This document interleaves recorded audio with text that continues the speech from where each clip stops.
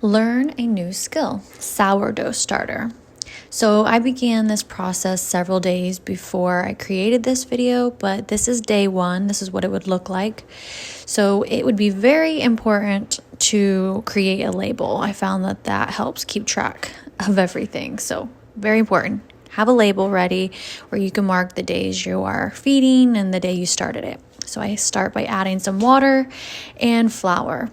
So by this time, I feel confident in just eyeballing and checking the texture. That is too runny. See the bubbles? They're good. But we want to add some more flour to that to get almost like a pancake texture, just like that. So stir, stir, stir, cleaning off the sides. That way you can check the rise and the fall of the starter. You add that rubber band to mark where you begin, and then you can also see if it's rose through the night. So then you add a piece of cheesecloth to the top of it, and then I screw on the cap of the jar back on. So we still want the bacteria from the surrounding the environment to be able to get in, but I have a dog, so I want to make sure nothing else other than the good bacteria gets in there. Ta-da! So I store them in the stove with a cool stove with the light on to keep them warm. And day two, so they have rose quite a bit. These are my older ones. I'm playing around with environment, and I'm also playing around with the amount of water versus flour.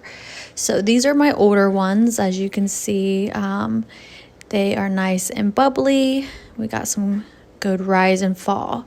So you start off by discarding. So you take about half and you discard it. So here I am discarding it into that little green cup. And then you feed it. So how you feed it is you add water and flour once again. And the proper measurements is 1-to-1. So half cup water, half cup flour. But usually by day 4, which this is typically what I'm on, I'm eyeballing it and getting like a pancake texture. So stir, stir, stir. I sped everything up. And you see there I did a little smell test. So it's going to start getting a little funky, which is really good. And again, you're pouring half out, half of the discard. And then stir, stir, stir. Get your texture right. I'm using organic, all-purpose, unbleached flour and filtered water. And clean off the sides so you can watch your growth. And a spatula is amazing. There's a lot of information out there, so it gets a little overwhelming. So I'm just kind of experimenting. And here I am marking the days. So we're on day 6 on that one. And this time I'm going to store them on top of the stove. It's pretty chilly. And here I am discarding my discard into my compost. There's a lot of discard recipes out there, pancakes, muffins, but we don't want a bunch of sweets in our house. So we are going to feed our beautiful compost. Here's day 3. You can see they have rose above that rubber band and you see the bubbles. It looks beautiful.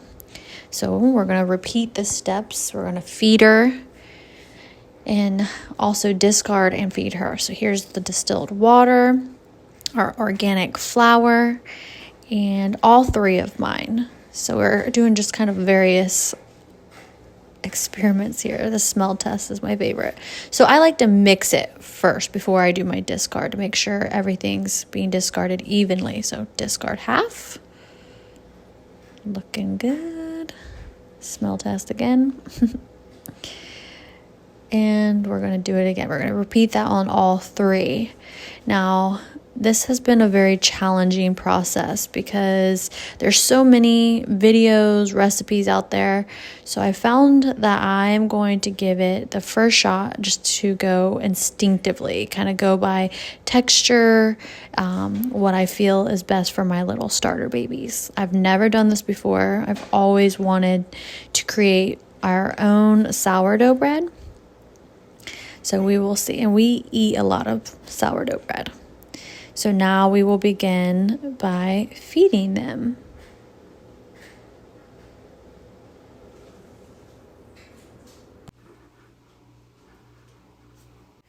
And here we are, adding our half cup of water and eyeballing the flour.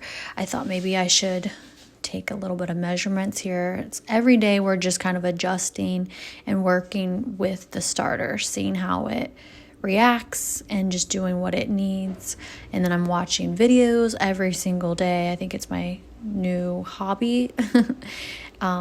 So here we are adding flour. I used a whole bag of flour already on 3 starters. Mix, mix, mix. And cleaning off the sides, which is very important. Here I am grabbing another bag of flour.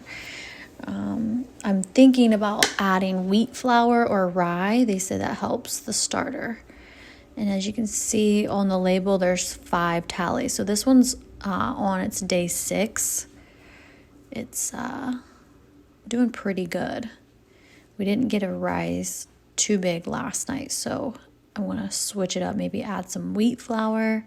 But we're really ready to begin baking. I ordered my supplies off of Amazon, which is like a basket that you put it in to let the dough rise. Some, other little utensils such as a bowl scraper and things that help you really get in there and work with the dough.